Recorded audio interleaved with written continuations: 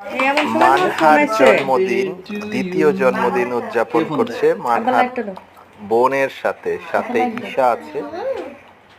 অনেক মজা হয়েছে মানহার দ্বিতীয় জন্মদিন। মানহা 31 ডিসেম্বর। কাটো, তুমি সাথে থেকে কাটো। Happy birthday Manha.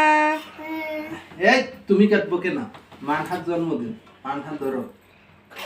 এই তো happy birthday to you, happy birthday to you, happy birthday to you, happy birthday to you. ইশারা দাও। ঈশানা ইয়ামি দাও, আর একটু কাটি দি। এই